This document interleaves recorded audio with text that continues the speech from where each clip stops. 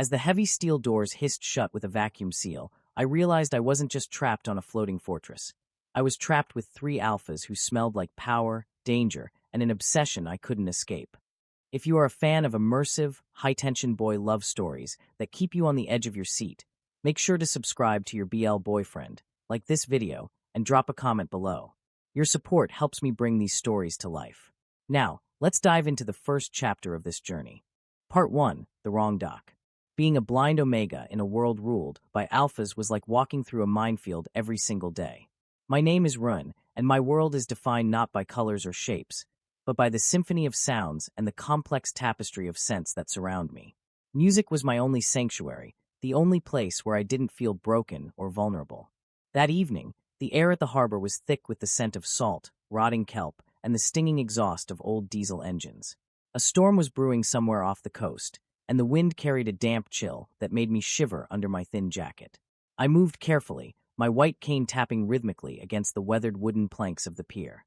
I was supposed to board the Sea Sparrow, a budget ferry that would take me to a small coastal town for a weekend gig playing piano at a local tavern. It was a modest job, but it meant I could pay my rent for another month. "Hey, you there." The blind kid. A gravelly, cigarette-ash voice barked from my right. A rough hand grabbed my upper arm, startling me. My Omega instincts flared, a cold spike of fear hitting my stomach. "You're late. Get moving. They're about to pull the ramp." "Wait, is this the Sea Sparrow?" I asked breathlessly, stumbling as he pushed me forward. Yeah, whatever. Just get up there," the man grunted, giving me a final shove. My cane hit a surface that wasn't rough wood. It was smooth, incredibly polished metal. As I stepped over the threshold, the world changed instantly. The chaotic noise of the harbor, the shouting sailors, the screaming gulls, the rhythmic thumping of old engines, was cut off with a clean, airtight hiss. The silence that followed was heavy, artificial, and terrifying. The air inside didn't smell like a ferry. There was no scent of old grease or salt water. Instead, I was hit by the overwhelming aroma of luxury, expensive leather, aged mahogany, and the faint, crisp scent of fresh lilies. It was a scent that whispered of billions of dollars and absolute power. "Hello," I called out, my voice trembling. "Is this the ferry to Oak Haven? I think I might be in the wrong place. Can someone help me back to the pier?" There was no verbal answer. Instead, the very air in the room seemed to vibrate. I felt a sudden, massive presence awakening. The engine started, but it wasn't the rattling shake of a ferry. It was the low, predatory hum of a high-performance megayacht. The floor beneath my feet tilted slightly as we began to move. We were leaving the dock. Panic surged through me. I swung my cane in a wider arc, but it hit nothing but empty space. "Please, stop the boat. I'm on the wrong vessel." Then, the atmosphere shifted. It wasn't just the movement of the boat anymore. It was the sudden, suffocating weight of alpha auras. Not one, not two, three. The first scent hit me like a physical blow, dark, roasted coffee and burnt cedarwood. It was ancient, commanding, and brooked no argument. The second was sea salt, bergamot, and a sharp, dangerous spice, the scent of a hunter who enjoyed the chase. The third was the coldest of all, frozen pine and metallic ozone. It was calculated, distant, and utterly lethal. "Sit." The word was a command, spoken in a voice that sounded like velvet-wrapped steel. The authority behind it was so absolute that my legs gave way before my mind could even process a protest. I sank into a chair that felt far too soft, far too expensive. My heart was a frantic bird trapped in my ribs. I am so sorry," I whispered, my hands shaking as I gripped my cane. "I'm blind. The man on the pier, he pushed me. I thought this was the public ferry. Please, if you just turn around, I'll leave. I won't tell anyone I was here." A low, melodic chuckle vibrated from my left. This was the bergamot scent. "Turn around? We've just cleared the harbor, little Omega. And we don't usually take orders from stowaways." "I'm not a stowaway," I cried out, my face burning with shame and terror. "It was a mistake. I'm just a musician. I have nothing. Please, just let me go." "We know exactly who you are, Run," a third voice said, the cold, metallic one. It came from across the room, footsteps clicking precisely on the marble floor. "Run Mori, 22, orphaned at 10. You live in a 400-square-foot studio on the east side. You've been taking high-grade suppressants for 3 years to hide your scent, though they're clearly starting to fail you." I felt the blood drain from my face. They knew my name. They knew my history. They knew about the suppressants. "How? How do you know all that? The first alpha, the one who smelled of cedarwood, moved. I could feel his heat as he stood directly in front of me. He was massive, his presence blocking out everything else. Because we've been looking for you, Ren. For a very long time. Looking for me? Why? I've never met you. You haven't, the cedarwood alpha, Arthur Sterling, though I didn't know his name yet, said smoothly. He reached out, his fingers grazing my jawline. I flinched, but he didn't let go. His touch was firm, possessive. But we saw you playing in that hotel lobby 6 months ago. We smelled you through the rain and the crowd. A scent like yours, vanilla, honey, and something we couldn't name. It doesn't belong on a street corner. And it certainly doesn't belong to a public ferry, the Bergamot Alpha, Silas added. I felt him lean in close to my ear, his breath hot against my skin. You've spent your whole life trying to be invisible, Ren. Trying to hide what you are. But you can't hide from us. I want to go home, I whispered, tears pricking my sightless eyes. This is your home now, the cold one, Vance stated flatly. The Sterling estate is a long way from the city. By the time we arrive at our private island, the world will have forgotten Renmori ever existed. You can't just keep me. I shouted, trying to stand up, but Arthur's hand on my shoulder was like a lead weight, forcing me back down. We can do whatever we want, Ren, Arthur murmured, his voice dropping to a dangerous, gravelly register. You made a mistake boarding this yacht. Or perhaps your biology made the choice for you. Either way, the doors are locked. The GPS is set, and we have no intention of ever letting you go. I felt the yacht hit the open ocean, the waves larger now, the movement more pronounced. I was trapped in the middle of the sea with 3 billionaire alphas who viewed me as a prize to be claimed. As Arthur's hand moved from my shoulder to the back of my neck, his thumb stroking the sensitive skin where my scent gland was hidden, a terrifying realization washed over me. I was terrified.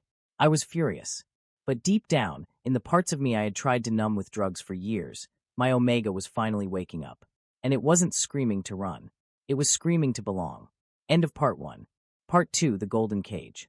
As the hull of the megayacht sliced through the massive ocean waves like a blade, the silence in the room roared in my ears. Arthur's thumb resting against the nape of my neck sent a jolt of electricity straight to my core, forcibly waking up the Omega senses I had kept dormant with suppressants for years. Every instinct screamed at me to run, to fight, but in my sightless world, surrounded by 3 apex predators, I had nowhere to go. Where? Where are you taking me? My voice was barely more than a breathless whisper. What island? What estate? Do you mean to say no one will ever know I'm there? Arthur slowly withdrew his hand, though his heavy presence still loomed over me like a dark storm cloud. The world won't forget you, Ren, because the world never truly knew who you were. You were a hidden talent fading away on street corners. But with us, you will be cherished exactly as you deserve. The Sterling Island is a paradise completely isolated from the outside world. Our word is the only law there. A paradise? I let out a bitter, trembling laugh. You mean a prison? You don't hear of many prisons lined with gold and furnished with Steinway pianos, Silas purred. I heard the soft creak of leather as he stood up from the armchair to my left. His measured footsteps approached me. Come now, little one, don't be so tense. You smell so incredibly vulnerable right now. It's severely testing our protective instincts. And that's dangerous for you and for us. Silas's scent, sharp sea salt and a dangerous, intoxicating spice, enveloped me. I felt the ghost of his heat before his fingers gently brushed through my hair. I flinched, but he didn't stop, his touch agonizingly soft. You're beautiful, he murmured, his voice a dark caress. Your blindness, it only makes you more mesmerizing. It feels as though we are the only ones who can truly see you.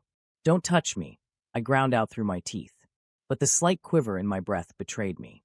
My Omega biology was betraying me, trembling under the primal weight of having an alpha so overwhelmingly close. My skin felt flushed, feverish. Leave him be. Vance's freezing voice cut through the heavy air. There is no point in terrifying him further. Dinner is being prepared. Take Rin to his suite. He needs to rest and get out of those rags. Rags. They were my best clothes. A faded sweater patched up over the years and worn-out trousers. In their world of billions, I was wearing trash. Arthur took my arm. This time, he didn't leave room for refusal. Come, he commanded smoothly. Let me show you your quarters. I swept my cane across the floor, following his lead. Despite the raging storm outside, the yacht didn't rock a single inch. It was engineered for absolute perfection. We stepped into an elevator, ascending seamlessly. When the doors opened, Arthur guided me into a new room. The moment we crossed the threshold, the atmosphere shifted. It was warmer here, the air rich and subtly perfumed. The floor beneath my feet transitioned from polished marble to a carpet, so thick it felt like walking on clouds. "This is your suite," Arthur announced. "Everything you could possibly need is here. The wardrobe is stocked with clothes tailored to your measurements. The bathroom has every necessity. And most importantly, right by the balcony doors there is a piano, brought in specifically for you." My heart skipped a painful beat at the word. "A real piano?" "The absolute best," Arthur said, and I could hear the dark pride in his tone. "Now, Silas will show you the washroom and your clothes. Vance and I will be downstairs for dinner. We will come to collect you in an hour." The door clicked shut behind Arthur, leaving me alone with the teasing, unpredictable Silas. "All right, little pianist," Silas said, stepping closer. "Let's get you out of these rough clothes. Your natural scent is so muffled right now. I am practically dying to meet the real you." I can do it myself," I said, a fresh wave of panic rising in my chest. "I may be blind, but I can dress myself." Silas chuckled, a low, rumbling sound that vibrated in my chest. "I have no doubt about that. But the rules are different here, Ren. Everything here is designed for your comfort. And for my pleasure." He suddenly stepped behind me, his fingers brushing the top button of my cardigan. I reached up, grabbing his wrists to stop him. "Please, Silas. Don't." He paused, his hot breath fanning over my ear. "Are you scared? Or are you excited? Your heart is beating so fast I'm afraid it might crack your ribs." He slowly pulled his hands back. "Fine. I will let you do it yourself this once. But when you come down to dinner, I expect to smell the real Rin. No more suppressants. I've already disposed of the pills in your bag." "What? No. Those were my only protection." "Protection from us?" Silas's voice darkened, losing its playful edge. "You don't need protection from us, Ren. We are going to be your masters and your absolute sanctuary. Now get ready. We will be waiting." When Silas left the room, the sheer emptiness of the suite pressed down on me. My knees finally buckled, and I sank onto what felt like a massive, silk-draped bed. This was a dream, but like all dreams, it had the terrifying potential to twist into a nightmare.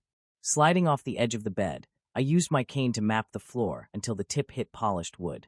I reached out, my trembling fingers brushing against the cool, pristine keys of a piano. C-sharp, perfect pitch. The craftsmanship was beyond anything I had ever touched in my life. I played a single, quiet chord. Sad, lonely, and shrouded in darkness, just like me. As the notes echoed in the opulent suite, I realized something chilling.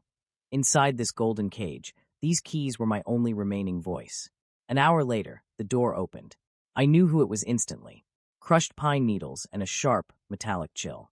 "Vance, are you ready?" Vance asked, his voice devoid of any readable emotion. I was wearing a silk shirt Silas had laid out for me. The fabric flowed over my skin like water, making me feel painfully exposed. "Yes," I whispered. Vance stepped up to me. He reached down and firmly grasped the hand holding my white cane, pulling it away. "You won't need this," he stated. "I will guide you." I don't feel safe without my cane." "I am your safety," Vance replied with absolute finality. He offered his arm. "Hold on." Trembling, I wrapped my fingers around his bicep. It felt like grabbing onto sculpted steel. He led me out of the suite and down to a grand dining room. As he pulled out a chair for me, the overwhelming auras in the room told me Arthur and Silas were already waiting. Plates of exquisite food were set in front of me, but my stomach was tied in unbearable knots. Arthur spoke from the head of the table. "Run, you will stay here with us for 1 week. During this time, we will offer you a life and resources no Omega in this world could ever dream of. If, at the end of the week, you still wish to leave." He trailed off. "You'll let me go?" I asked, a desperate sliver of hope piercing my chest. "We will do everything in our immense power to convince you otherwise," Arthur said cryptically. "But believe me, Run, anyone who steps into the world of the Sterling brothers never yearns for their dull, gray life again. Especially not when faced with the prospect of being claimed and mated by 3 alphas at once," Silas added smoothly. I heard the delicate clinking of crystal as he took a sip of wine. Mated. 3 alphas. A violent shudder wrecked my frame. These men didn't just want to possess my music. They wanted to devour my body, my soul, and my entire existence. And out here, lost in the middle of the ocean, I was entirely at their mercy. As dinner concluded, Arthur's chair scraped against the floor. "Come, Run," he commanded softly. "Show us what you can do on the keys. We want to hear your soul." They guided me to the grand piano in the center of the salon. As I sat on the bench, I could feel all three of them closing in around me, their intoxicating scents wrapping around my throat like a velvet noose. With shaking hands, I hovered over the keys. If this music was meant to be my salvation, I had to play for my life. But deep down, I knew that the moment I struck the first chord, it would only be the beautiful beginning of my complete surrender. End of Part 2. Part 3. The Melody of Surrender. My trembling fingers hovered over the polished ivory and ebony keys. The silence in the grand salon was absolute, save for the rhythmic, distant hum of the yacht's massive engines. I could feel the intense, focused weight of three gazes burning into my skin. Arthur, Silas, and Vance were stationed around the piano like sentinels, or predators waiting for their prey to make the first move. I took a deep, shaky breath, letting the familiar topography of the keyboard ground me. For my entire life, music had been my shield. It was the only language where I didn't have to explain my blindness, my fears, or my broken past. If these three alpha billionaires wanted to hear my soul, I wouldn't give them a sweet, compliant melody. I would give them the storm raging inside me. I struck the first chord. It was dark, thunderous, and aggressively loud. The vibration echoed through the wooden frame of the piano and traveled straight up my arms. I didn't play a classical masterpiece. I played an improvisation born of pure panic and defiance. My fingers flew across the keys, building a chaotic, swirling tempest of minor scales and dissonant harmonies. I poured every ounce of my anger, my terror of being kidnapped, and the humiliating helplessness of my situation into the music. I wanted the notes to hit them like physical blows. I wanted them to understand that I was not a pet to be caged. As the tempo increased, the physical exertion began to take its toll. But it wasn't just the music. Something inside my blood was shifting. For 3 years, I had strictly taken high-grade suppressants to kill my omega nature. They kept my body temperature low, my emotions flat, and my scent non-existent. But Silas had thrown them away. And now, the adrenaline coursing through my veins was burning through whatever medication was left in my system. A sudden, intense wave of heat flared in my chest. My breath hitched. The frantic arpeggio I was playing stumbled, a dissonant note ringing out sharply. I tried to push through it, pressing the sustain pedal, but my hands were suddenly slick with sweat. Then, the air in the room changed. The heavy, oppressive auras of the three alphas spiked violently. I could literally feel the atmospheric pressure drop, making it hard to draw oxygen into my lungs. Gods! Silas breathed out. His voice was ragged, completely stripped of its usual playful mockery. I stopped playing abruptly, my hands crashing onto the keys in a chaotic discord that hung in the air. I gasped, gripping the edge of the piano bench as a dizzying spell washed over me. My scent had broken free. Even I could smell it now. Unfiltered, potent, and overwhelmingly sweet. It was a suffocatingly rich blend of warm honey, dark vanilla, and the heavy, intoxicating aroma of rain-soaked night orchids. It bloomed into the air like a physical entity, filling the salon and wrapping around the alpha's scents. Instantly, the scent of Arthur's dark coffee and burnt cedarwood grew dangerously smoky, like a forest fire igniting. Silas's sea salt and bergamot turned sharp and fiercely possessive. And Vance's freezing pine became electric, like the ozone right before a devastating lightning strike. "Run," Arthur commanded. His voice was a low, guttural growl that vibrated straight through the floorboards and into the soles of my feet. It was the voice of a king addressing his absolute property. I scrambled backward on the bench, trying to put distance between us, but I misjudged the edge and tumbled backward. Before my back could hit the floor, a blur of movement rushed toward me. Strong, impossibly fast arms caught me midair. It was Vance. The cold, calculating alpha had moved with lethal speed. He hoisted me up effortlessly, his grip on my waist bruisingly tight. He pressed my back flush against his broad chest. His nose buried into the crook of my neck, right over my scent gland. I let out a startled, breathless whimper as he inhaled deeply, his chest expanding against my spine. "Fascinating," Vance murmured, his lips brushing against my heated skin. Even his usually emotionless tone was strained, vibrating with raw, unfiltered desire. The suppressants were acting as a dam. Now that it's broken, your scent is flooding out at 3 times the normal concentration. Your heart rate is at 140 beats per minute. Your core temperature is rising. "Let me go." I choked out, trying to pry his steel-like fingers off my waist. I was trembling uncontrollably, my knees turning to liquid. The proximity of an alpha, while my omega biology was having a violent awakening, was scrambling my brain. "He can't," Silas whispered. I heard him step closer, his dress shoes clicking slowly on the floor. None of us can. Do you have any idea what you're doing to us right now, Rin? You smell like a mate. Our mate. I don't belong to you. I cried out, my voice cracking. I squeezed my sightless eyes shut, tears of frustration spilling over my lashes. I want my medicine. Please give it back. It hurts. My head hurts. The withdrawal was hitting me like a freight train. Without the chemical barrier of the suppressants, the sheer power of 3 alpha auras pressing down on me was sensory overload. It felt like standing directly beneath a crushing waterfall. Arthur's heavy footsteps approached. The heat radiating from him was intense. He stopped right in front of me. I could feel his massive presence boxing me in while Vance held me from behind. The pain is just your body adjusting to the truth, Rin, Arthur said softly. He raised his hands, his large palms cupping my face. His thumbs gently wiped away my tears. The contrast between his absolute dominance and this terrifying tenderness was breaking my mind. You've poisoned yourself with those pills for years, trying to hide a miracle. We won't let you hurt yourself anymore. You're kidnapping me. I sobbed, leaning into his hands despite myself. My treacherous biology was seeking comfort from the very men holding me captive. You're monsters. Arthur let out a dark, vibrating hum.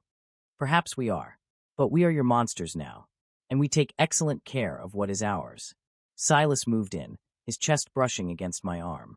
He reached down, taking one of my trembling, sweating hands in his. He brought my knuckles to his lips, pressing a searingly hot kiss against my skin. Your music, it was so angry, Silas murmured against my hand. So full of fight. I loved it. I want to hear you play like that every day. But off the piano bench, little one, your fighting days are over. I won't submit, I stammered, though my legs were practically giving out. If Vance hadn't been holding me up, I would have collapsed into a puddle on the floor. You already are, Vance stated clinically from behind me, his breath ghosting over my scent gland. Your biology recognizes us. Your pulse is syncing with ours. Your scent is shifting, curling around ours, seeking a bond. Your mind is just taking a little longer to accept it. Vance is right, Arthur said, his thumbs continuing their hypnotic, soothing strokes on my cheekbones. You are experiencing a suppressant crash, Elian. You're going to feel feverish, exhausted, and incredibly sensitive for the next few days. You need a nest. You need an alpha's scent to soothe the transition. No, I weakly protested, shaking my head. Yes, Arthur commanded, leaving no room for argument. Vance, carry him up. Silas, prepare the bed. We will stay with him through the night to regulate his temperature. Before I could voice another desperate protest, Vance shifted his grip. One arm went under my knees, the other supported my back, and he lifted me into the air as if I weighed nothing at all. I gasped, instinctively wrapping my arms around his neck so I wouldn't fall. The smell of frozen pine and ozone was dizzying. As Vance carried me out of the salon, I could hear Silas walking ahead, his confident strides echoing in the corridor. Arthur walked right beside us, his hand resting possessively on my knee the entire way up the elevator. I was burning up from the inside, my mind hazy and spinning. The terrifying reality was setting in. They weren't just going to lock me in a room and demand my obedience. They were going to dismantle my defenses piece by piece. They were going to use my own biology against me, drowning me in their care, their sense, and their overwhelming dominance until I forgot how to survive without them. As we reached my suite, and Vance gently laid me down on the ridiculously soft mattress, the darkness of my blind world felt heavier than ever. 3 alphas surrounded the bed, their auras cocooning me in an inescapable, intoxicating cage. The trial week hadn't even truly begun, and I was already losing the war. End of Part 3. Part 4. The Fever and the Fortress. The darkness of my sightless world had always been cool, quiet, and predictable. But now, it was a suffocating inferno. The suppressant crash hit me with the devastating force of a tidal wave. My body, denied its natural omega biology for over 3 years, was violently overcompensating. I lay tangled in the ridiculously soft, cool silk sheets of the massive bed, shivering uncontrollably despite the intense heat radiating from beneath my skin. My joints ached, my skin felt overly sensitive to even the brush of the fabric, and my mind was a hazy, spinning carousel of panic and primal instinct. But the most overwhelming sensation wasn't the fever. It was the scent. My own scent, a dizzying explosion of dark vanilla, warm honey, and night orchids, was thick in the air, sweet and desperate. But it was entirely swallowed by the suffocatingly heavy, possessive auras of the 3 alpha kings surrounding me. I was trapped in a cocoon of dark roasted coffee, burnt cedarwood, sea salt, sharp bergamot, frozen pine, and metallic ozone. I let out a ragged, breathless whine, turning my head into the pillows. The sound was embarrassing, thoroughly unhuman, and completely instinctual. I clutched the sheets, trying to anchor myself in the disorienting darkness. His temperature is still climbing, 102.4 degrees. Vance's voice came from somewhere to my right.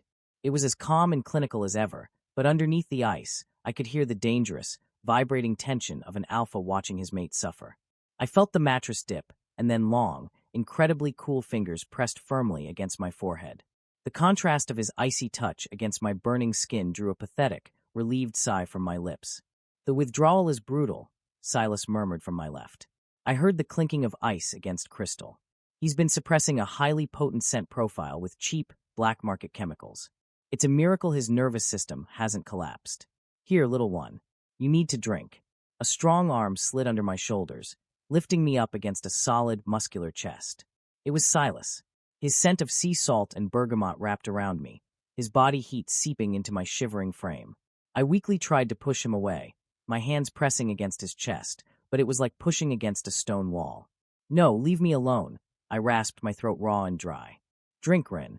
Arthur's voice boomed from the foot of the bed. It wasn't a suggestion, it was an alpha command. The sheer, gravitational weight of his voice forced my body to comply before my mind could even process it. My jaw unclinched involuntarily. Silas pressed the cold rim of a crystal glass against my chapped lips. "Good boy," he whispered smoothly. The water was ice-cold and tasted faintly of sweet electrolytes. I drank greedily, the cool liquid soothing the fire in my throat. When I finished, Silas didn't let me go. He kept me pulled against his chest, his chin resting lightly on the top of my head. His hand rubbed slow, hypnotic circles on my back. "I hate you," I breathed out, the words lacking any real venom because I was practically melting into his embrace. The contradiction was tearing me apart. My mind was screaming that these men had kidnapped me, ripped me from my life, and locked me in a floating cage. But my awakened Omega instincts were purring, desperately craving the heavy, protective presence of the alphas in the room. "You don't hate us, Ren," Arthur said. I heard his heavy, deliberate footsteps approach the side of the bed. "You hate the vulnerability. You've spent your entire life relying only on yourself, navigating the dark alone. Letting someone else take control terrifies you." The mattress shifted significantly under Arthur's massive weight as he sat down right beside my hip. He reached out, his large, rough palm cupping my jaw. His thumb traced my cheekbone with an agonizingly slow, possessive tenderness. "But you don't have to fight anymore," Arthur continued, his voice dropping to a gravelly, vibrating register that sent shivers down my spine. "You will never have to navigate the dark alone again. We are your eyes now. We are your shield. The only thing you have to do is surrender to what your body already knows." "I am not a pet," I whispered, a tear slipping from my blind eyes and rolling over Arthur's thumb. "I had a life. I had my piano. And you will have pianos," Vance interjected softly, his cool fingers moving from my forehead to brush the damp hair away from my temples. "You will have the finest instruments in the world. You will have a private concert hall built to your exact acoustic specifications. You will have everything. Everything except my freedom," I choked out. "Freedom is an illusion," Silas whispered against my ear, his breath hot and spicy. "Out there, you were a slave to poverty, to cheap pills, to the cruelty of a world that didn't care if you lived or died. Here, you are a king's treasure. You are the center of our universe. That isn't a cage, little one. It's a throne." Suddenly, the megayacht hit a massive wave. The floor beneath us tilted sharply. For a blind person, a sudden loss of equilibrium is terrifying. I gasped, my hands flying out blindly to grab onto something, anything, to keep from falling into the void. Instantly, 3 sets of hands were on me. Silas tightened his grip around my waist, pulling me impossibly closer. Vance caught my flailing hand, his fingers lacing perfectly through mine, holding my palm flat against his chest where I could feel the steady, powerful thumping of his heart. Arthur leaned over, his massive body practically caging me in from above, his arm bracing across the mattress to shield me. "Got you," Arthur rumbled. "You're safe. It's just a storm outside." I was hyperventilating, my face buried in Silas's shirt, inhaling his intoxicating scent. I was trembling not just from the fever, but from the overwhelming realization of my situation. In the face of danger, even a perceived one like a rough wave, their response was instantaneous, coordinated, and entirely focused on my protection. They were an apex pack, and they had silently, unanimously decided that I was their core. "Breathe, Rin," Vance commanded gently, squeezing my hand. "Match my pulse. In and out." I had no choice. The alpha command mingled with the biological imperative to obey my mates. I slowly synchronized my ragged breathing with the deep, steady rise and fall of Vance's chest under my hand. The panic began to subside, replaced by a heavy, drug-like lethargy. The fever was making my thoughts thick and slow like molasses. "How long until we reach the island?" Silas asked, his voice vibrating through my cheek where it pressed against his collarbone. 12 hours, Arthur replied, his thumb resuming its slow strokes on my jaw. "The storm is slowing us down slightly, but the perimeter security at Sterling Estate has already been activated. The medical wing is prepped for his arrival." "Medical wing?" I slurred, anxiety spiking again. "I'm not sick. It's just the crash." "You are malnourished, sleep-deprived, and experiencing severe withdrawal," Vance corrected analytically. "Your body needs a complete recalibration. We are going to monitor your diet, your sleep cycles, and your environment until your omega biology stabilizes. You are far too fragile right now." "I survived 22 years without you," I muttered stubbornly, though my eyelids were growing impossibly heavy. Arthur let out a low, dark chuckle that rumbled with alpha authority. "Survival is not living, Ren. You merely existed. But tomorrow morning, when the sun rises over our island, you will finally start to live." I wanted to argue. I wanted to scream that they couldn't rewrite my reality just because they had billions of dollars and overpowering sense. But the fever was pulling me under, dragging me down into a dark, heavy sleep. The last thing I remembered before unconsciousness claimed me was the sensation of being completely surrounded. The scent of coffee, cedarwood, sea salt, bergamot, pine, and ozone wrapped around me like an impenetrable fortress. I was entirely trapped. And for the first time in my life, as I drifted off into the dark, I didn't feel afraid. And that was the most terrifying thing of all. End of Part 4. Part 5, The Sterling Island.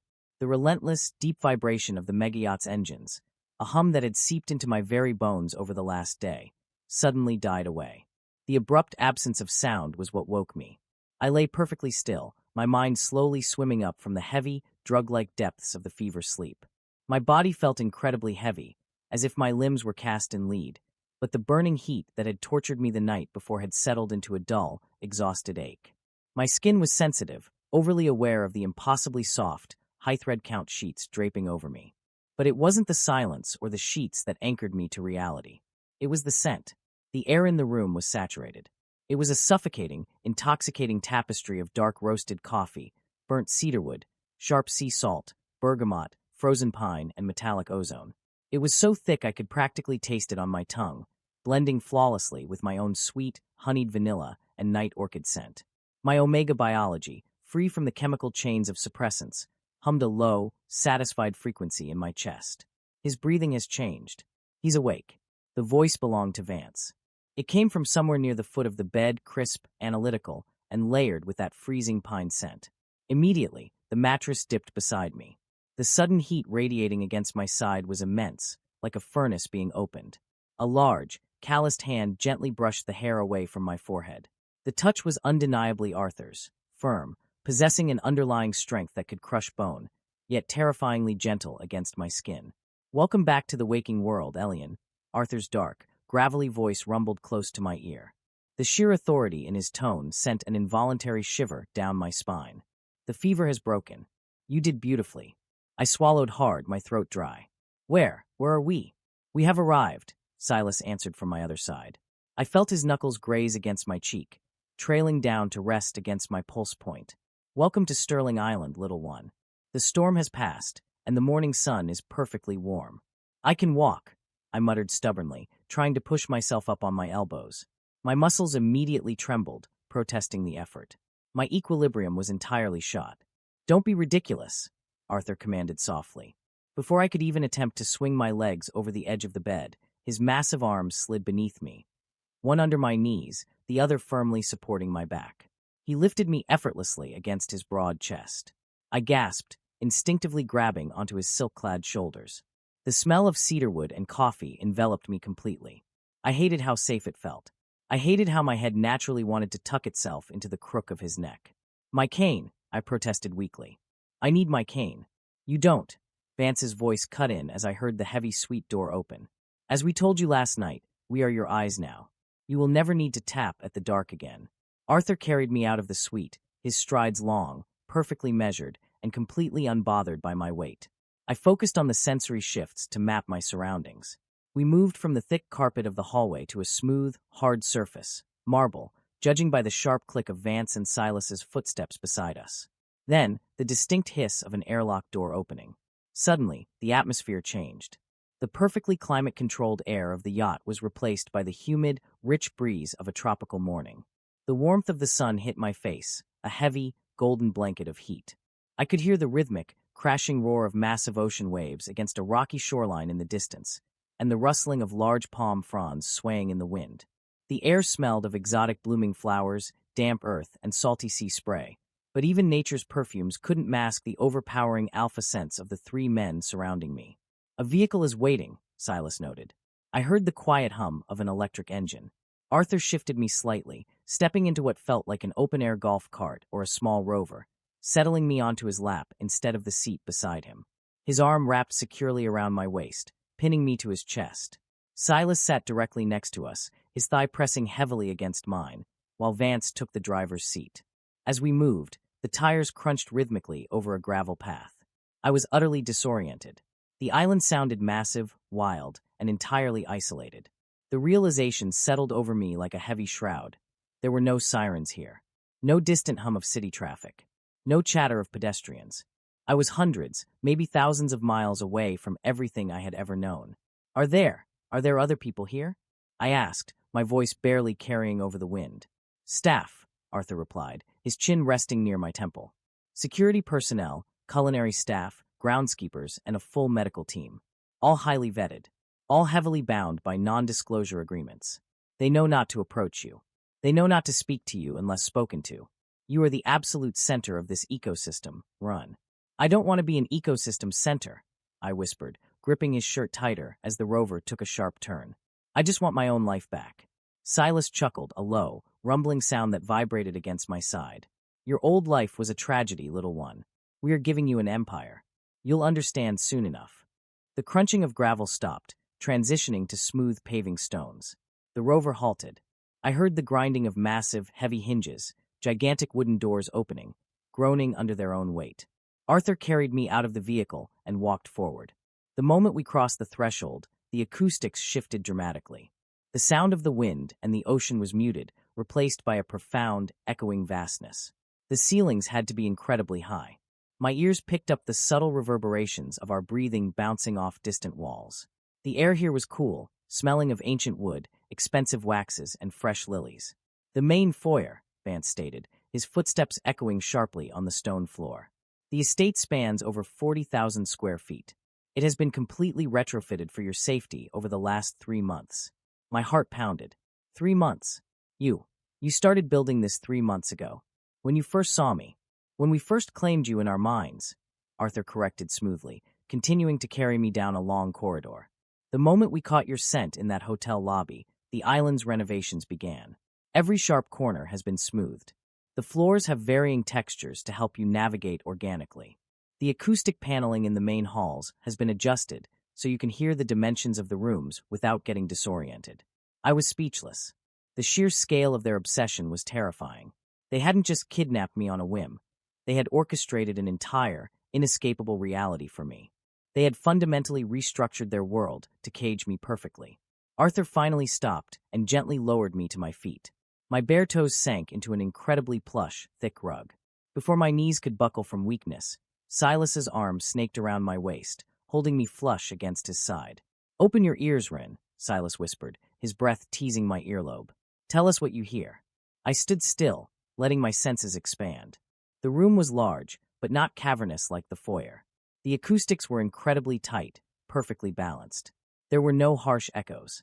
The air here smelled heavily of the 3 alphas, meaning this was a central room, a den, perhaps. But then, my ears caught a subtle, ambient hum. The faintest vibration of tightly strung metal wires resonating in the quiet room. I gasped, my hands instinctively reaching out into the empty air. "Yes," Arthur murmured proudly.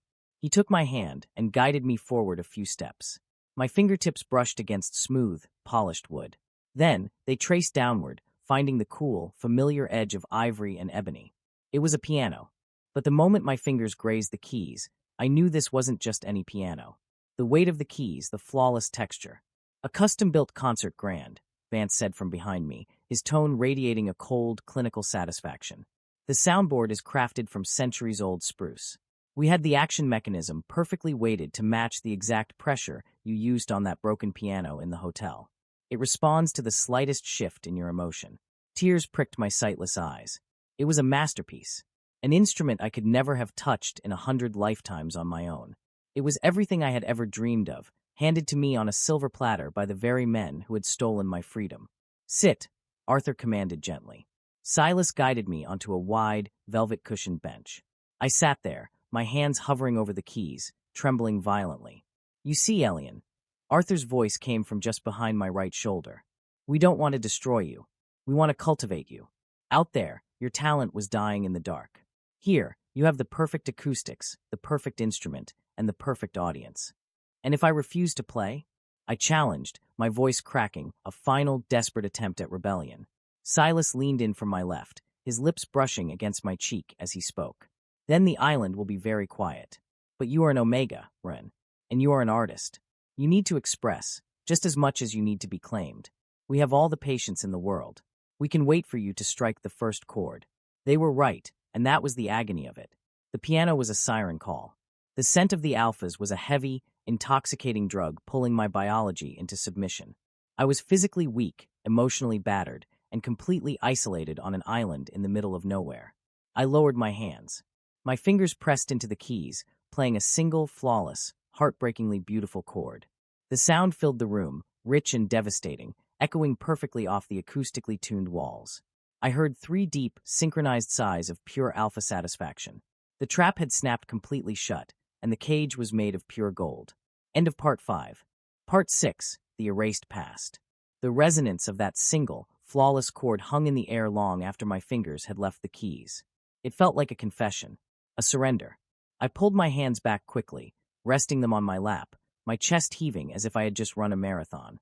The silence that followed was heavy, completely saturated with the victorious, thrumming auras of the 3 Alpha Kings standing just inches behind me.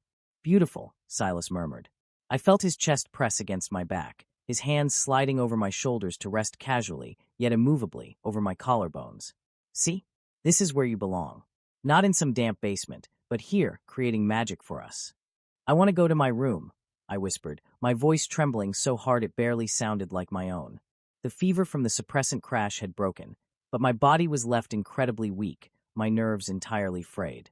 Every sound, every brush of fabric, and especially the overwhelmingly thick scents of coffee, cedar, bergamot, and pine were too much. I was drowning in sensory overload. "Of course," Arthur's deep, commanding voice replied. He didn't carry me this time. Instead, his large hand gently but firmly gripped my upper arm. "Vance needs to run a full diagnostic on your vitals anyway. The withdrawal phase isn't completely over. Walk with me, Ren."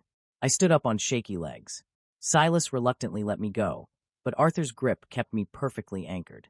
I didn't need my cane. Arthur's movements were so deliberate, so physically imposing, that I naturally fell into step beside him, reading his body language to avoid tripping over the plush rugs or the transition to the marble corridors. The medical wing of the estate was nothing like a sterile hospital. As Arthur guided me inside, the air smelled faintly of eucalyptus and lavender, masking any sharp clinical odors. Vance was already waiting. I heard the crisp rustle of his clothing and the soft hum of state-of-the-art medical equipment. "Sit on the examination table," Vance instructed, his voice an icy calm. Arthur lifted me effortlessly by the waist, setting me down on the padded surface. I kept my sightless eyes cast downward, my hands gripping the edge of the table. I flinched as Vance's cool, precise fingers pressed against the pulse point on my wrist. Then he moved to my neck, his thumb resting dangerously close to my scent gland. A low, involuntary hum vibrated in my throat, my Omega biology reacting to the direct, unapologetic touch of an alpha. "Your core temperature has stabilized at 98.6, Vance noted, his breath ghosting over my skin. "Your heart rate is still elevated, 85 beats per minute, but that is to be expected given the environmental stress. Scent production is at maximum capacity. You are fully presenting, Ren." I want my clothes back, I muttered, crossing my arms over my chest, trying to shield myself from their penetrating gazes. I was still wearing the loose silk shirt and soft trousers Silas had provided on the yacht. They were incredibly comfortable, but they smelled entirely of the alphas. Those rags were incinerated the moment you stepped onto the yacht, Arthur stated flatly from the corner of the room. The absolute finality in his voice sent a cold spike through my stomach. Incinerated, I gasped, turning my head toward the sound of his voice. My coat was in there. My wallet, my ID, the braille watch the orphanage director gave me. You don't need a wallet where money has no meaning, Silas said, leaning against the doorframe.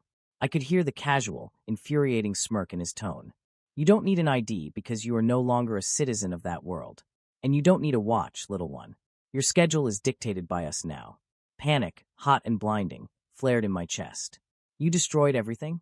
You erased my entire life. We cleaned up a mess, Vance corrected analytically, stepping back to input something into a tablet. I personally wiped your digital footprint 48 hours ago. Your landlord received a wire transfer paying off your lease, and an anonymous tip that you moved overseas. Your employer at the tavern was compensated for your sudden resignation. As of this morning, Rin Mori is a ghost in the real world. You have no right. I screamed, sliding off the examination table.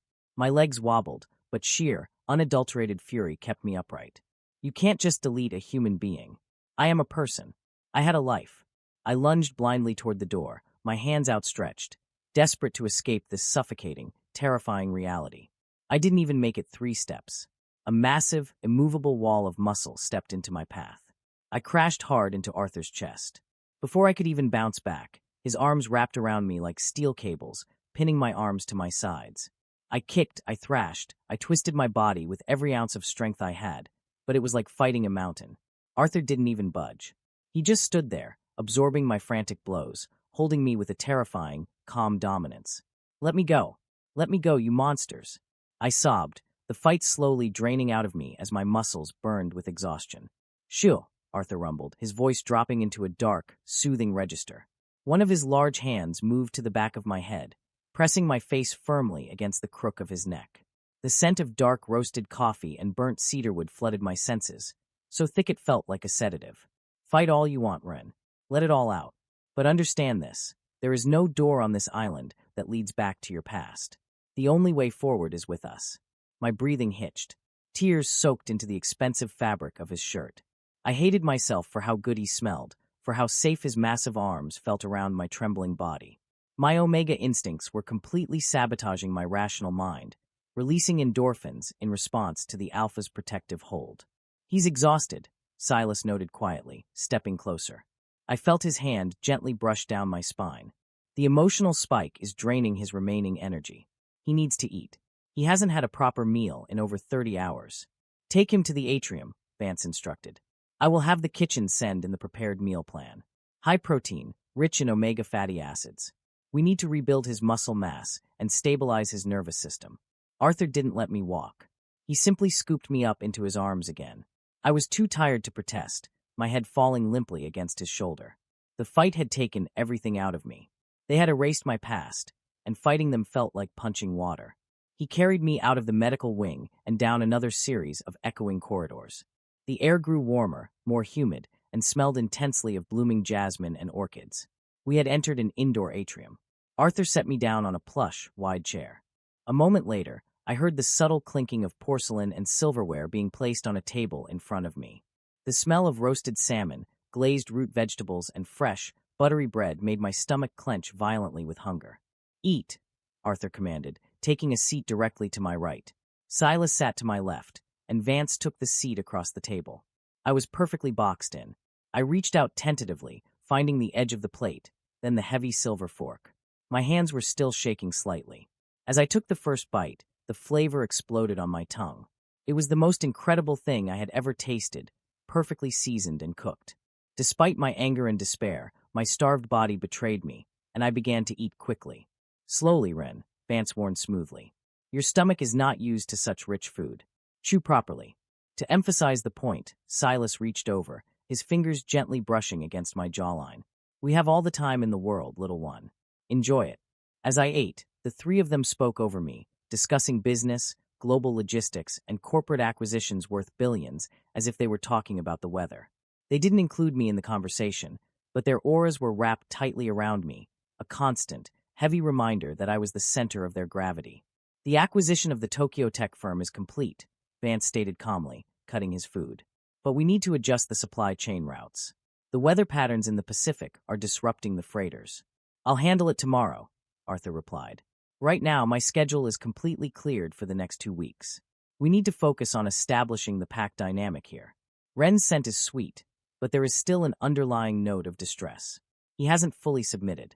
I choked on my water, coughing into my napkin. I'm sitting right here, I rasped, my face flushing hot. Stop talking about me like I'm a piece of livestock you're trying to domesticate. The table fell dead silent. The ambient sounds of the indoor waterfall in the atrium suddenly seemed deafening. I had challenged them. An unbonded, physically weak Omega had just raised his voice to 3 alpha kings in the middle of their own territory. The atmospheric pressure in the room dropped so fast my ears popped. The combined weight of their alpha auras crashed down on me like an anvil. My fork slipped from my trembling fingers, clattering loudly against the porcelain plate. Run, Arthur said. His voice wasn't loud, but it possessed a terrifying, vibrating frequency that demanded absolute, unquestioning obedience. I couldn't speak. My throat locked up. My Omega biology, faced with the overwhelming dominance of 3 furious alphas, executed an emergency override on my brain. Without my permission, my body reacted. My shoulders slumped forward, my spine curving perfectly. I dropped my chin, tilting my head forcefully to the side, fully exposing the vulnerable, unbitten scent gland on the side of my neck. It was the ultimate, instinctual posture of Omega submission. I let out a soft, pathetic whine, tears springing to my unseeing eyes. I was entirely at their mercy, offering my throat to the predators, begging them not to strike. I heard Silas take a sharp, ragged breath. Vance's chair scraped violently against the floor as he stood up, but it was Arthur who moved first. He stepped behind my chair.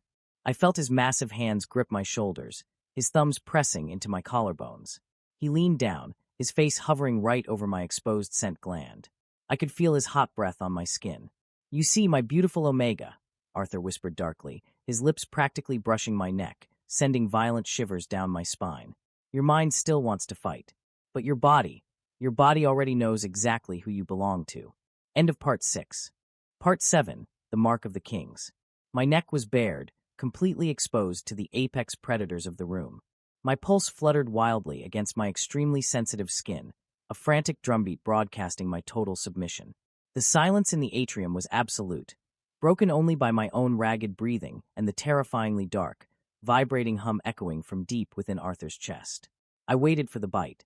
I waited for the sharp, agonizing pain of an alpha's teeth piercing my scent gland to permanently claim me, binding me to them in a way no law or distance could ever undo. I squeezed my sightless eyes shut, tears slipping hot and fast down my cheeks, my fingers gripping the armrests of the chair until my knuckles turned white. But the bite never came. Instead, I felt the rough, masculine stubble of Arthur's jaw press heavily against my fragile neck. He didn't use his teeth. He used his scent gland. With a slow, deliberate, and agonizingly firm motion, Arthur dragged his jaw up along the column of my neck, rubbing his scent gland directly over mine. I gasped, my spine arching as a jolt of pure, unadulterated electricity shot through my nervous system. It was a scent marking, a profound, deeply primal declaration of ownership. The overpowering aroma of dark roasted coffee and burnt cedarwood flooded my senses, searing itself into my skin, sinking into my pores, and forcefully merging with my own sweet vanilla and orchid scent. Mine, Arthur rumbled against my skin, the word vibrating straight into my bloodstream. So perfectly obedient, so beautifully ours. Before I could even process the overwhelming sensation of Arthur's mark, a shadow fell over my left side. Silas was there. He knelt beside my chair, his large hands cupping my face. His thumbs wiped away my tears with a startling, reverent tenderness that completely contradicted the terrifying display of dominance I had just witnessed. "Don't cry, little one," Silas whispered, his voice thick with a dark, heavy affection. He leaned in, and I felt his lips press a soft, lingering kiss to my cheekbone, right before he turned his head and dragged his own scent gland across the other side of my neck. The sharp, intoxicating rush of sea salt and bergamot crashed over me. I let out a pathetic, breathy whine, my head falling limply back against Arthur's chest. The combination of the two alpha scents was acting like a heavy narcotic on my Omega biology. My muscles turned to water. The fight, the anger, the desperate need to escape. It was all melting away under the burning heat of their claim. Then came Vance. The coldest of the three, yet his presence was undeniably the most intense. I heard the crisp rustle of his clothing as he stepped in front of me. He didn't scent my neck. Instead, he took my trembling hands in his icy, precise grip, lifting them up to press his face into my palms. He inhaled deeply, drawing my scent into his lungs, before pressing his mouth to my wrists, right over my thrumming pulse points. The sharp, electric scent of frozen pine and metallic ozone locked around my wrists like invisible shackles. His adrenaline is dropping, Vance noted, his lips still brushing my skin as he spoke. Endorphin levels are spiking. The submission is complete.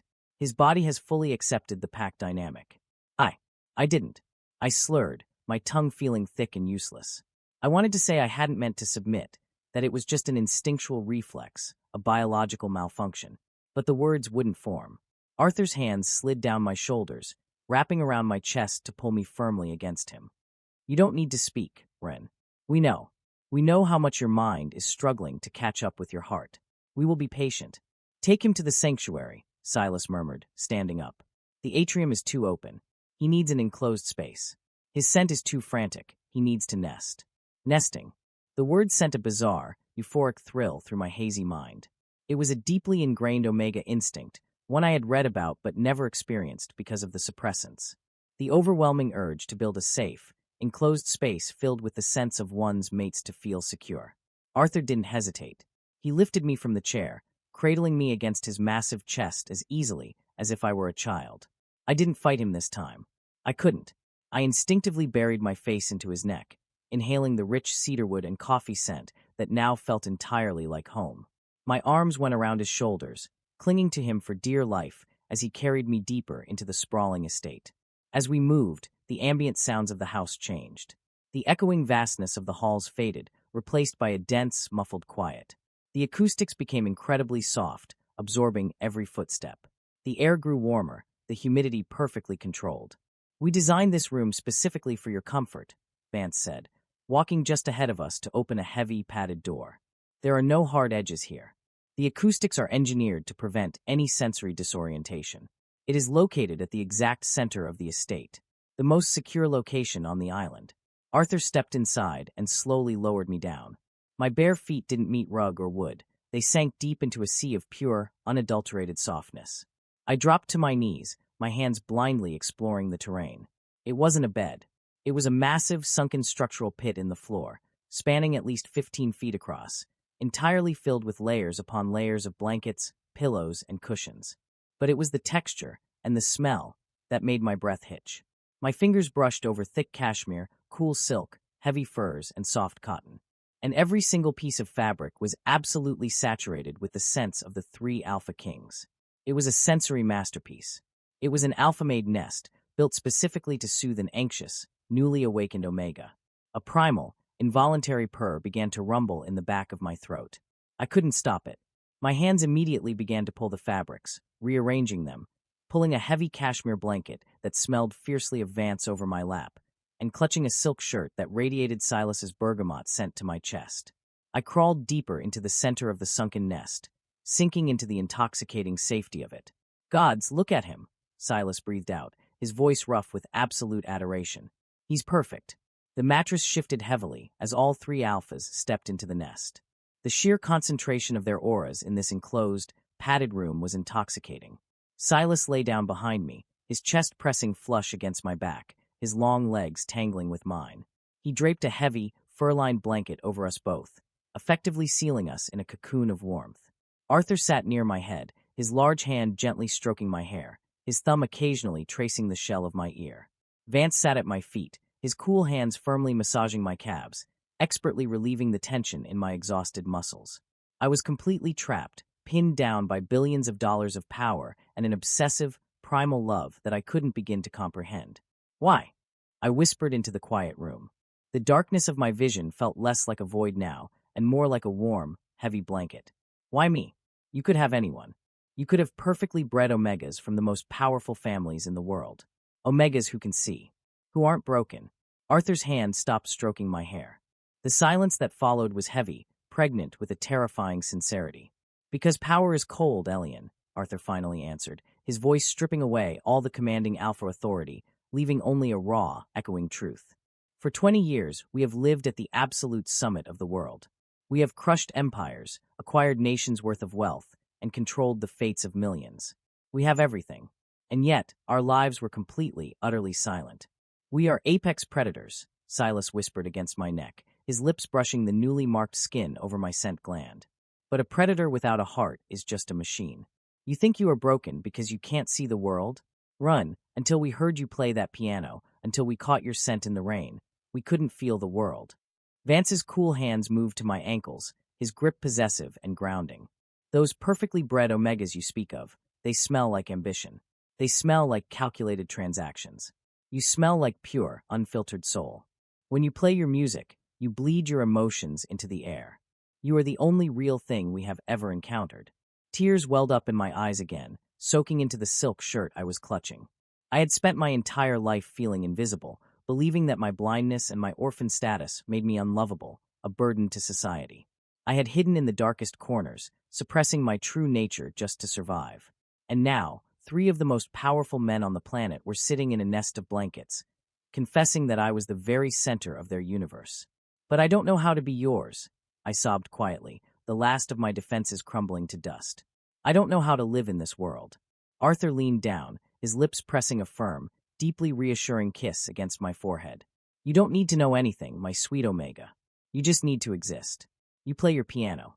You let us feed you, clothe you, and protect you. You let us love you until you forget what it ever felt like to be alone." I closed my eyes, letting the darkness take over, letting the scents of cedar, sea salt, and pine wash away the lingering memories of cold rain and damp alleyways. I was a prisoner on a private island. I was entirely at the mercy of 3 ruthless billionaires. But as Silas's arms tightened around my waist and Vance's steady pulse beat against my feet, a terrifying realization bloomed in my chest. I didn't want to be rescued anymore. The golden cage had finally locked around my heart, and I was throwing away the key. End of Part 7. Part 8, The Symphony of the Bond. Time on the Sterling Island did not move in days or hours. In my sightless world, time was measured entirely by the shifting of scents, the temperature of the air, and the commanding presence of the 3 Alpha Kings who had rewritten the very fabric of my reality. Exactly 1 month had passed since I boarded the wrong ferry. 1 month since my cheap, faded clothes were incinerated, since my name was erased from the mainland, and since my Omega biology was violently awakened. I sat at the bench of the custom Steinway concert, grand in the center of the acoustic hall. My fingers danced effortlessly over the ivory and ebony keys, pulling a rich, sweeping sonata from the belly of the instrument. The music wasn't angry anymore. The chaotic, dissonant chords of my rebellion had long since smoothed out into deep, resonant melodies of longing and absolute devotion. I pressed the sustain pedal, letting the final chord echo perfectly off the acoustically tuned walls. The vibration traveled up my arms, settling deep in my chest. For the first time since I arrived on the island, the grand house was completely silent. Arthur, Silas, and Vance had been forced to fly back to the mainland for a critical, emergency summit. They had been gone for exactly 48 hours. To the rational mind, 2 days was nothing. But to a newly presented Omega, completely stripped of suppressants and saturated in the auras of his alphas, the separation was a physical agony. The sprawling, 40,000-square-foot mansion felt like a tomb without them. The impossibly soft carpets, the gourmet meals, the perfect climate control, none of it mattered. My biology was aching, craving the heavy, suffocating weight of their dominance. My own scent of vanilla and night orchids had turned slightly sour with anxiety, missing the grounding elements of coffee, cedar, sea salt, and pine. I lowered my head, pressing my forehead against the cool wooden music stand of the piano, letting out a soft, involuntary whine. "If, at the end of the week, you still wish to leave," Arthur's words from the yacht echoed in my memory. I let out a breathless, tearful laugh. Leave? How could I leave? They hadn't just caged my body. They had systematically dismantled my independence with such overwhelming, terrifying love that I no longer knew where I ended and they began. I was completely, hopelessly addicted to my captors. Suddenly, the ambient acoustic pressure in the room shifted. My head snapped up. Even before my ears caught the faint, distant hum of the estate's heavy oak doors groaning open, my body knew. The hairs on the back of my neck stood up. A violent, thrilling shiver raced down my spine. They were back. The air in the grand hall grew heavy. The faint smell of blooming jasmine from the open terrace was instantly obliterated by a tidal wave of alpha pheromones. Dark roasted coffee and burnt cedarwood, sharp sea salt and bergamot, frozen pine and metallic ozone. The scents were incredibly potent, laced with the frantic, aggressive edge of predators who had been separated from their mate for far too long. Heavy, hurried footsteps echoed across the marble corridor, transitioning instantly to muffled thuds as they hit the plush rug of the music room. I didn't even have time to stand up. Run. It was Arthur. His voice was a guttural, vibrating growl that tore through the silence and struck me right in the chest. Before I could even speak his name, a blur of movement hit me. Cool, precise hands grabbed my waist, lifting me completely off the piano bench. Vance's freezing pine scent enveloped me as he spun me around, crushing my chest against his. He buried his face into the crook of my neck, inhaling so deeply and so desperately that it sounded like a sob. Your scent is distressed, Vance analyzed, though his usually clinical voice was ragged, completely stripped of its icy composure. Your heart rate is elevated. You haven't been sleeping.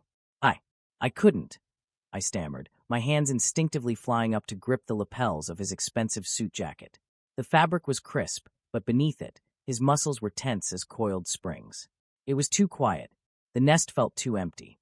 Never again. Silas's voice came from right behind me. His chest pressed flush against my back, trapping me perfectly between him and Vance. Silas's arms wrapped entirely around my waist, his hands resting possessively over my stomach. I felt the hot, damp press of his lips against the shell of my ear. Do you have any idea what the last 48 hours were like for us, little one? Sitting in boardrooms, surrounded by fools, while all we could think about was the fact that you were here unguarded. It was torture. We dissolved the European merger, Arthur stated, his heavy footsteps bringing him incredibly close. I could feel the immense heat radiating from his massive frame as he stopped right beside us. You dissolved a multi-billion-dollar merger? I gasped, my sightless eyes widening. Why? Because the negotiations were scheduled to take another 3 days, Arthur rumbled, his large hand reaching out to firmly grip my jaw. His thumb brushed over my trembling lower lip. And we collectively decided that another 3 days away from you was utterly unacceptable. Let the market burn. Our empire means nothing if our Omega is sitting in the dark, whining for his mates. The sheer magnitude of his statement made my knees weak. Vance tightened his grip on me, effortlessly taking my weight. The trial period is over, Elian, Arthur continued, his voice dropping an octave, slipping into a dark, hypnotic register that commanded my absolute obedience. You have had a month to acclimatize, to realize that the outside world has nothing left for you. You belong to the island. You belong to the piano. And most importantly, Arthur stepped closer, his chest brushing against my arm. The combined heat of the 3 alphas was sending my core temperature skyrocketing. You belong to us. Permanently. My breath hitched. I knew exactly what he was saying. The scent marking they had done weeks ago was a temporary claim, a warning to the world. But an alpha's bite, the mating mark, was biological, permanent, and soul-binding. I'm blind, I whispered, a final, pathetic echo of my old insecurities trying to surface. I can't even look at you. I can't give you what normal Omegas can.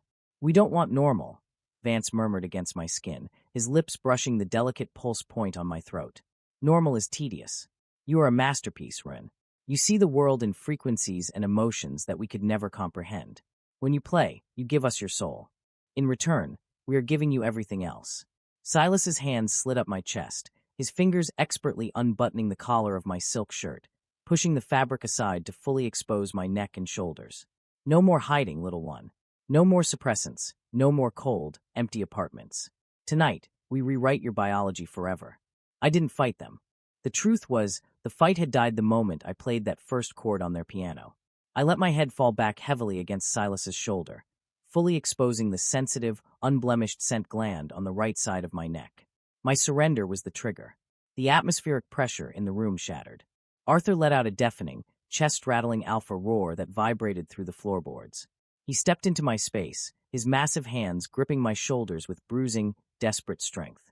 Mine, Arthur growled, his breath ghosting hot over my bared skin. Then, his teeth sank into my scent gland. I screamed, a sharp, piercing sound that was immediately swallowed by the vast acoustics of the hall. The pain was blinding, a white-hot flare of agony that ripped through my nervous system. But a fraction of a second later, the pain was completely drowned out by an explosive, euphoric rush of endorphins. Arthur's venom flooded my bloodstream.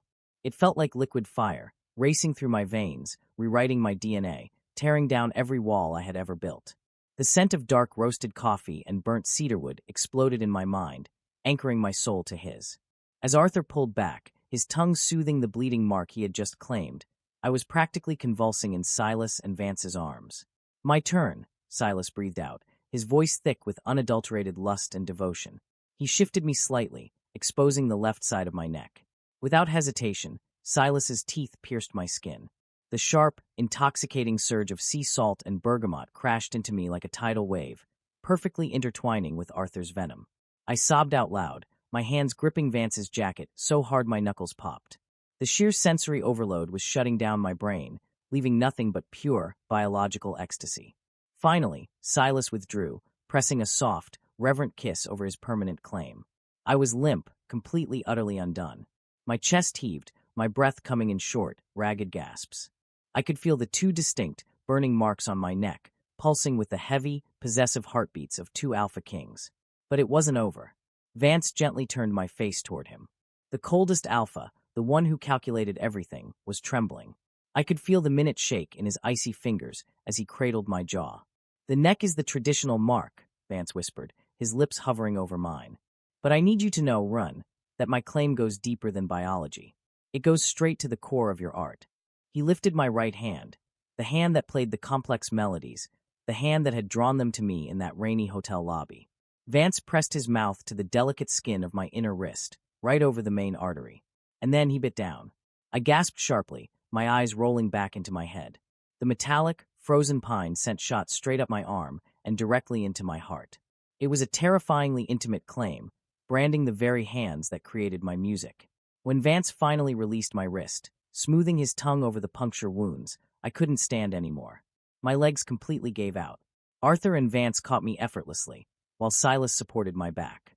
They slowly lowered me down, not to the floor, but onto the wide, velvet-cushioned bench of the grand piano.